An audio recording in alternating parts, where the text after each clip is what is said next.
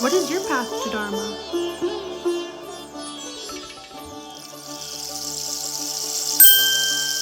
Path to Dharma podcast. Welcome, welcome. Shannon and Shay here. So happy to be here with you today. How are you, Shay? I'm doing well. We've tried to do this for the past couple of days, and finally, it's worked out. We're here, we're together. I'm excited to read the Srimad Bhagavatam. Well, Mars went retrograde in Cancer, and we are just feeling lazy and sleeping in. And that's what happened. We just didn't Yeah, wake up. So yeah, all that time off from from school, it yeah, it gets you into a different whole vibration. it does. Okay, And it does. all right. Well, this is kind of a long chapter. We just finished up reading all about the life Mm. of Maharaja Prithu and kind of wrapped his life up. And Yeah. before we started, I was just kind of looking through it a little bit, and um, I'm excited to read it. Chapter 24, Srimad Bhagavatam, Canto 4, chanting the song sung by Lord Shiva. So Ah, I'm really excited to get into this chapter. all right. Before we do, let's say some obeisances. Let's. Before reciting the Srimad Bhagavatam, which is our very means of conquest, one must first offer respectful obeisances unto the personality of Godhead Narayan, unto Narayan Rishi, the supermost human being, unto Mother Saraswati, the goddess of learning, and unto Srila Vyasadeva, the author. By regular attendance in classes on the Bhagavatam, and by rendering a service to the pure devotee, all that is troublesome to the heart is almost completely destroyed. And loving service unto the personality of Godhead, who is praised with transcendental songs, is established as an irrevocable fact. Yes. Hare Krishna. All right, Okay. All right. let's do this thing. Let's do it. Let's do it. Chanting the song sung by Lord Shiva. This must be a good one. Okay. Text one. The great sage Maitreya continued. Vijitashva. Okay, let's start over. The great sage Maitreya continued. Vijitashva, the oldest son of Maharaja Prithu, who had a reputation like his father's, became emperor and gave his younger brothers different directions of the world to govern, for he was very affectionate toward his brothers. Maharaja Vijitachva offered the eastern part of the world to his brother Aryaksa, the southern part to Dhumrakesa, Akesha, and western part to Vrika, and the northern part to Dravina. Formerly, Maharaja Vijitashva pleased the king of heavens, Indra, and from him received the title of Antardana. His wife's name was Sikadini, and by her he begot three good sons. The three sons of Maharaja Antaradana were named Pavaka, Pavamana, and Suki. Formerly, these three personalities were the demigods of fire, but due to the curse of the great sage Vasishta, they became the sons of Maharaja Antardana. As such, they were as powerful as the fire gods, and they attained the destination of mystic yoga powers, being again situated as the demigod of fire. The names, please forgive us, we say it every time, we'll do the best we can. Maharaja Antardana had another wife named Nabasvati, and by her he was happy to beget another son named Hivirdana. Since Maharaja Antardana was very liberal, he did not kill Indra while the demigod was stealing his father's horse at the sacrifice. Okay, we talked Mm, about this before, how the stealing of the horse, yeah, they weren't actually killing horses. right. Right. Whenever Antardana, the supreme royal power, had to exact taxes, punish his citizens, or fine them severely, he was not willing to do so. Consequently, he retired from the execution of such duties and engaged himself in the performance of different sacrifices. Although Maharaja Antardana was engaged in performing sacrifices, because he was a self realized soul, He very intelligently rendered devotional service to the Lord, who eradicates all the fears of his devotees. By thus worshiping the Supreme Lord, Maharaja Antardana, wrapped in ecstasy, attained his planet very Hmm. easily. Haver, Hav, Havirdana, the son of Maharaja and Tardana, had a wife named Havirdani, who gave birth to six sons named Bariset, Gaya, Sukla, Krishna, Satya, and Jitavrata. The great sage Maitreya continued, My dear Vidura, Havardhana's very powerful son named Barisat was very expert in performing various kinds of fruitive sacrifices, and he was also expert in the practice of mystic yoga. By his great qualifications, he became known as Prajapati. Maharaja Barisat executed many sacrifices all over the world. He scattered kusa grasses and kept the tops of grasses pointed eastward. Maharaja Barisat, henceforth known as Prachina Bharati, was ordered by the supreme demigod Lord Brahma to marry the daughter of the ocean, named Shatraduti. Shadradruti, yeah. Her Mhm. bodily features were completely beautiful, and she was very young. She was decorated with the proper garments, and when she came into the marriage arena and began circumambulating it, the fire god Agni became so attracted to her that he desired her company, exactly as he had formerly desired to enjoy Suki. Hmm. While Satadruti was thus being married, the demons, the denizens of Gandharva Loka, the great sages, and the denizens of Sitaloka, the earthly planets, and Nagaloka, although highly exalted, were all captivated by the tinkling of her ankle bells. King Prachinabhare begot 10 children in the womb of Satyajruti. All of them were equally endowed with religiosity, and all of them were known as the Prachetas. Prach- Mm. So there seems to be a lot of titles that we're not really familiar with, or at least that I'm not familiar with.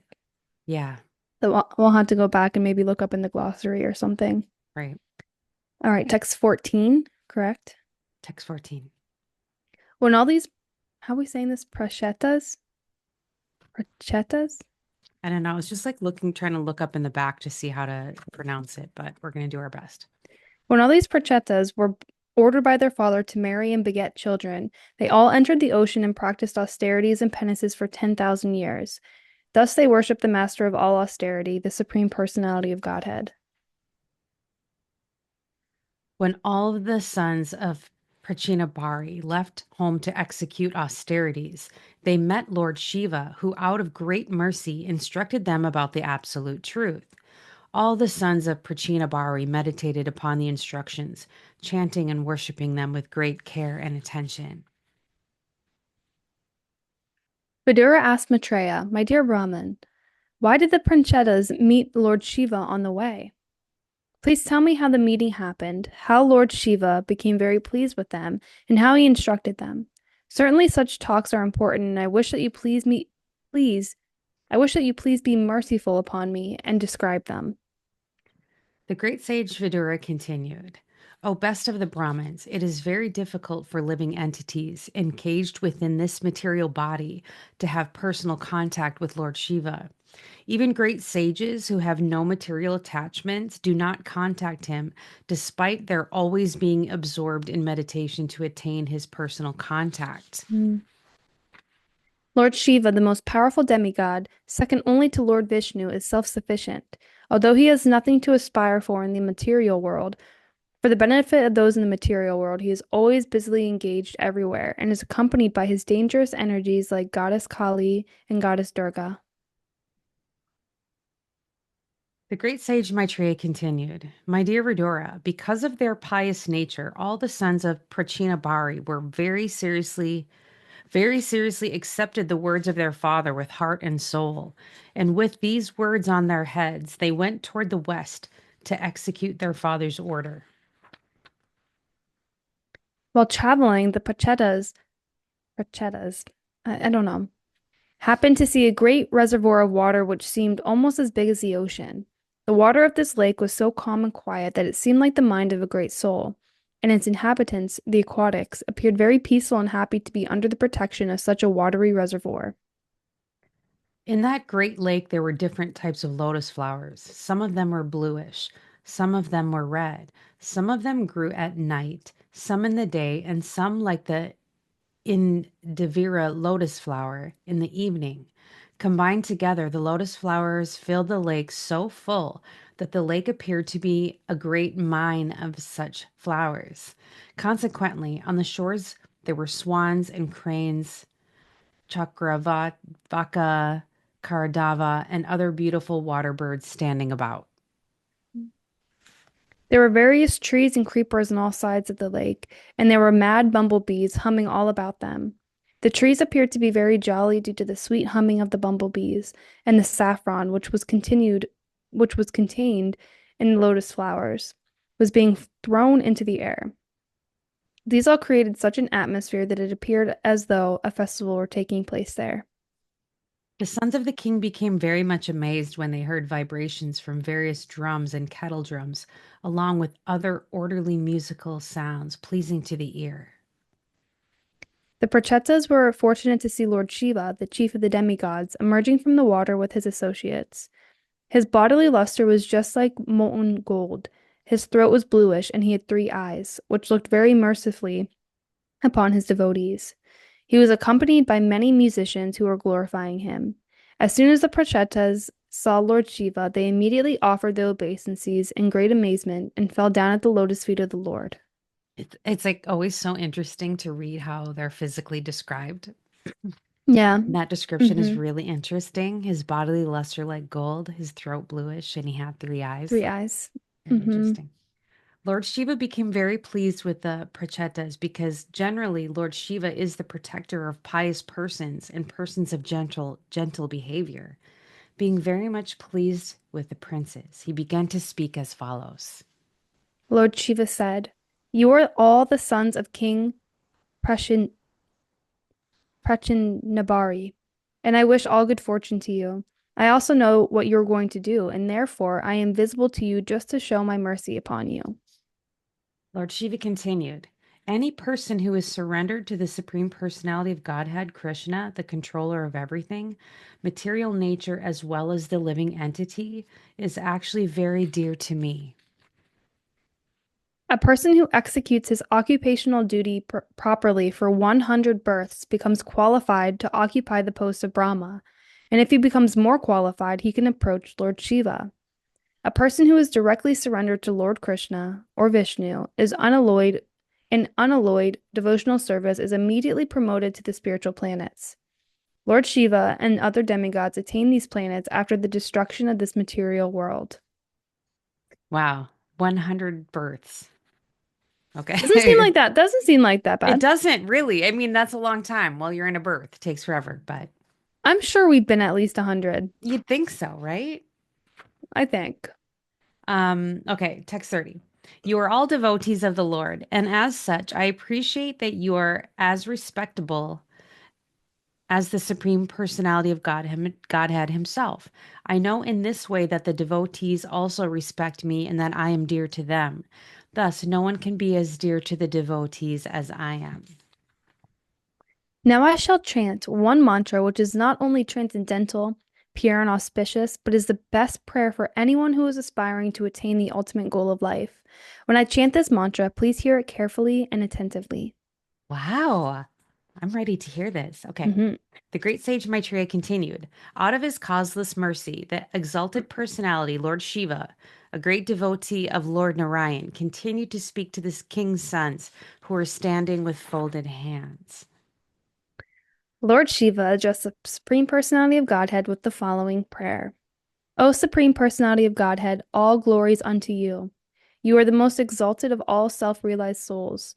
Since you are always auspicious for the self-realized, I wish that you be auspicious for me. You are worshipable by virtue of all perfect instructions you give. You are the Supersoul. Therefore, I offer my obeisances unto you as the supreme living being. My Lord, you are the origin of the creation by virtue of the lotus flower which sprouts from your navel. You are the supreme controller of the senses and the sense objects, and you are also the all pervading Vasudeva.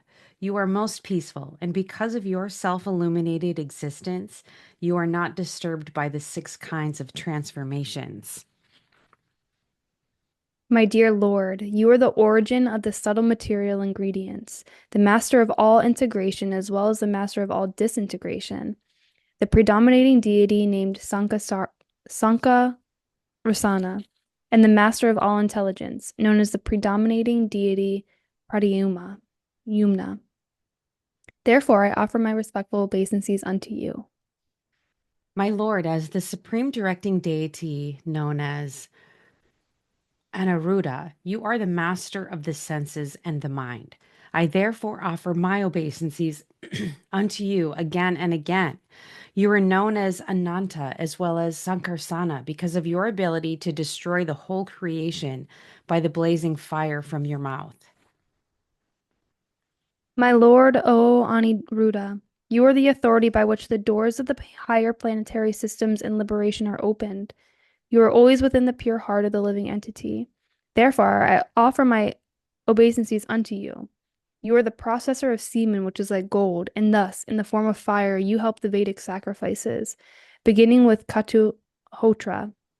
Therefore, I offer my obeisances unto you. My Lord, you are the provider of the Pitralokas as well as all the demigods. You are the predominating deity of the moon and the master of all three Vedas.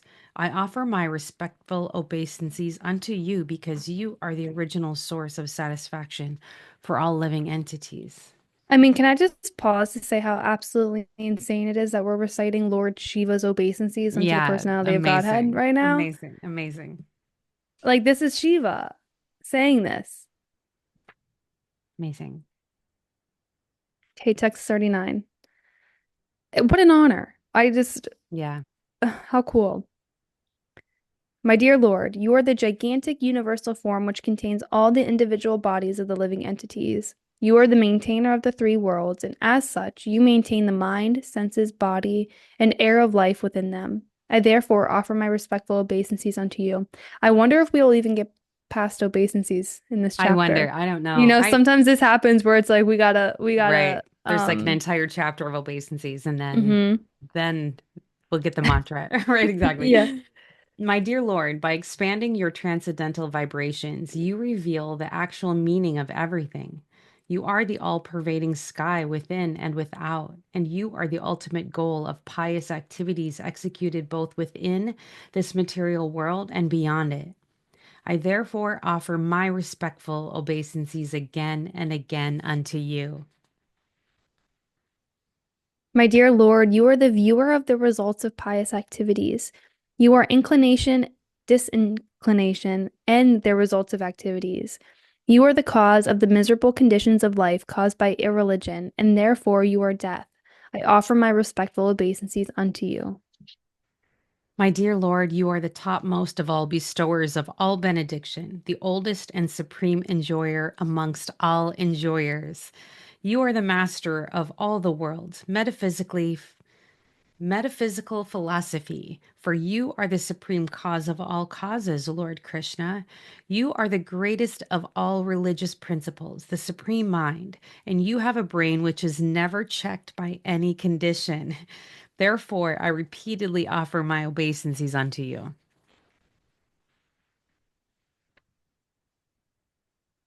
My dear Lord, you are the supreme controller of the worker, sense activities, and results of sense activities, karma. Therefore, you are the controller of the body, mind, and senses. You are also the supreme controller of egotism, such as Rudra. You are the source of knowledge and the activities of the Vedic injunctions. My dear Lord, I wish to see you exactly in the form that your very dear devotees worship. You have many other forms, but I wish to see your form that is especially liked by your devotees, by the devotees. Please be merciful upon me and show me that form, for only that form worshipped by the devotees can perfectly satisfy all the demands of the senses. The Lord's beauty resembled a dark cloud during the rainy season. As the rainfall glistens, his bodily features also glisten. Indeed, he is the sum total of all beauty. The Lord has 4 arms and an exquisitely beautiful face with eyes like lotus petals, a beautiful high raised nose, a mind-attracted smile, a beautiful forehead, and equally beautiful and fully decorated ears. The Lord is super excellently beautiful. I love that. On account of his open and merciful smile and his sidelong glance upon his devotees. His black hair is curly, and his garments, waving in the wind, appear like flying saffron pollen from lotus flowers. His glittering earrings, shining helmet, bangles, garland, ankle bells, waist bells, belt, and various other bodily ornaments combined with conch shell, disc, club, and lotus flower to increase the natural beauty of the castaba pearl on his chest. The Lord has shoulders like a lion's. Upon these shoulders are garlands, necklaces, and em epaulets, and all of these are always glittering. Besides these, there is the beauty of the Kastubamani pearl, and on the dark chest of the Lord there are streaks named Srivatsya, which are signs of the goddess of fortune. The glittering of these streaks excels the beauty of the golden streaks on a gold testing stone. Indeed, such beauty defeats a gold testing stone. The Lord's abdomen is beautiful due to 3 ripples in the flesh. Being so round, his abdomen resembles the leaf of a banyan tree. And when he exhales and inhales, the movement of the ripples appears very, very beautiful. The coils within the navel of the Lord are so deep that it appears that the entire universe Hmm. sprouted out of it and yet again wishes to go back. Mm. I love this description. Yeah, I know we haven't had a description in a couple Right. in a while. The lower part of the Lord's waist is dark and covered with yellow garments and a belt bedecked with golden embroidery work. His symmetrical lotus feet and the calves, thighs, and joints of his legs are extraordinarily beautiful. Indeed, the Lord's entire body appears to be well built. My dear Lord, your 2 lotus feet are so beautiful that they appear like 2 blossoming petals of the lotus flower, which grows during the autumn season. Indeed, the nails of your lotus feet emanate such a great effulgence that they immediately dissipate all the darkness in the heart of a conditioned soul. My dear Lord, kindly show me that form of yours which always dissipates all kinds of darkness in the heart of a devotee. My dear Lord, you are the supreme spiritual master of everyone. Therefore, all conditioned souls covered with the darkness of ignorance can be enlightened by you as the spiritual master. It's This is Bruce's so face. good. Bruce loves it. Right. My buddy. My dear Lord, those who desire to purify their existence must always engage in meditation upon your lotus feet as described above. Those who are serious about executing their occupational duties and who want freedom from fear must take to this process of bhakti yoga. My dear Lord, the king in charge of the heavenly kingdom is also desirous of obtaining the ultimate goal of life, devotional service. Mm. Similarly, you are the ultimate destination of those who identify themselves with you. However, it is very difficult for them to attain you, whereas a devotee can very easily attain your lordship. My dear Lord, pure devotional service is even difficult for liberated persons to discharge, but devotional service alone can satisfy you. Who will take to the process of self-realization if he is actually serious about the perfection of life? Ponder that for a sec. Yeah. Simply by expansion of his eyebrows, invincible time personified can immediately vanquish the entire universe. There you Just like go. that. However, formidable time does not approach the devotee who has taken complete Hmm. shelter at your lotus feet. Right. If one by chance associates with a devotee, even for a fraction of a moment, he no longer is subject to attraction by the results of karma or jnana. What interest then can he have in the benediction of the demigods who are subject to the laws of birth and death? Okay. Okay. My dear Lord, your lotus feet are the cause of all auspicious things and the destroyer of all the contamination of sin. I therefore beg your lordship to bless me by the association of your devotees, who are completely purified by worshiping your lotus feet, and who are so merciful upon the conditioned souls. I think that your real benediction will be to allow me to associate with such devotees. Hmm. We keep hearing this about the association of the devotees and how important it is to be with other devotees. Even Shiva's talking about it. Mm-hmm. The devotee whose heart has been completely cleansed by the process of devotional service and who is favored by Bhakti Devi does not become bewildered by the external energy, which is just like a dark well. Being completely cleansed from all material contamination in this way, a devotee is able to understand very happily your name, fame, form, activities, etc. My dear Lord, the impersonal Brahman spreads everywhere like the sunshine or the sky. And that impersonal Brahman, which spreads throughout the universe and in which the entire universe is manifested, is you. My dear Lord, you have manifold energies, and these energies are manifested in manifold forms. With such energies, you have also created the cosmic manifestation, and although you maintain it as if it were permanent, you ultimately annihilate it. Although you are never disturbed by such changes and alterations, the living entities are disturbed by them, and therefore they find the cosmic manifestation to be different or separate from you. My lord, you are always independent, and I can clearly see this fact. That is so true. We're down here being disturbed. Yeah. My dear Lord, your universal form consists of all five elements: the senses, mind, intelligence, false ego, which is material, and the Paramatma, your partial expansion, who is the director of everything. Yogis, other than the devotees, namely the Karma Yogi and the Jnana Yogi, worship you by their respective actions in their respective positions. It is stated both in the Vedas and in the Shastras that are the controllers that are the corollaries of the Vedas, and indeed everywhere that it is only you who are to be worshipped. That is the expert version of all the Vedas. Mm. My dear Lord, you are the only supreme person, the cause of all causes.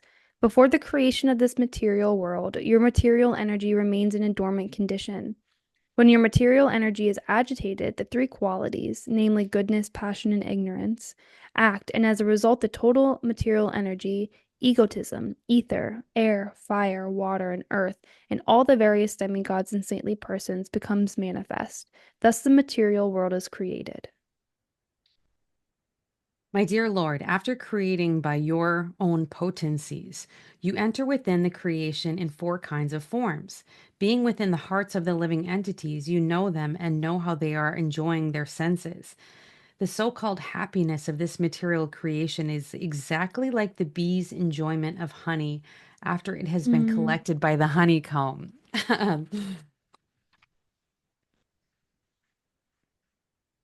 yeah, that's. Mhm. Yeah.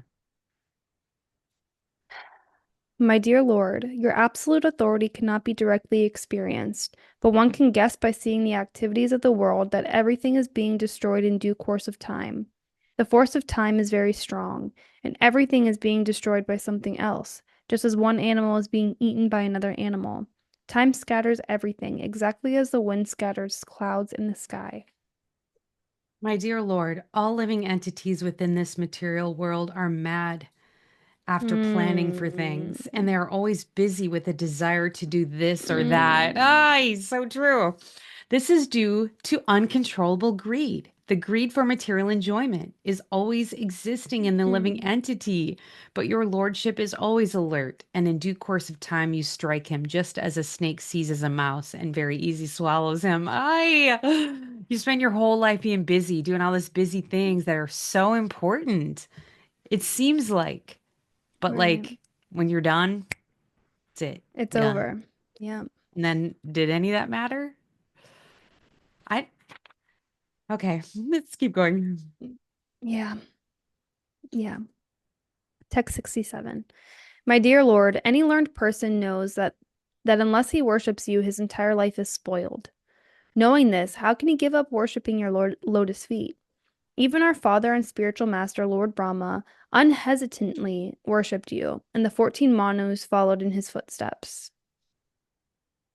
My dear Lord, all actually learned persons know you as the Supreme Brahman and the Super Soul. Although the entire universe is afraid of Lord Rudra, who ultimately annihilates everything, for the learned devotees, you are the fearless destination of all. Mm-hmm. Right. My dear sons of the king, just execute your occupational duty as kings with a pure heart. Just chant your prayer, fixing your mind on the lotus feet of the Lord. That will bring you all good fortune, for the Lord will be very much pleased with you. Therefore, O sons of the king, the supreme personality of Godhead, Hari, is situated in everyone's heart. He is also within your hearts. Therefore, chant the glories of the Lord and always meditate upon him continuously. My dear princes, in the form of a prayer, I have delineated the yoga system of chanting the holy name. All of you should take this important stotra within your mind and promise to keep it in order to become great sages. By acting silently like a great sage and by giving attention and reverence, you should practice this method. This prayer was first spoken to us by Lord Brahma, the master of all creators. The creator, headed by the creators, headed by Burger, were instructed in these prayers because they wanted to create. When all the Prajapatis were ordered to create by Lord Brahma, we chanted these prayers in praise of the Supreme Personality of Godhead and became completely free from all ignorance. Thus, we were able to create different types of living entities. A devotee of Lord Krishna whose mind is always absorbed in him, who with great attention and reverence chants this prayer will achieve the greatest perfection of life without delay. Wow. In this material world, there are different types of achievement, but of them, the achievement of knowledge is considered to be the highest because one can cross the ocean of nescience only on the boat of knowledge. Otherwise, the ocean is impassable.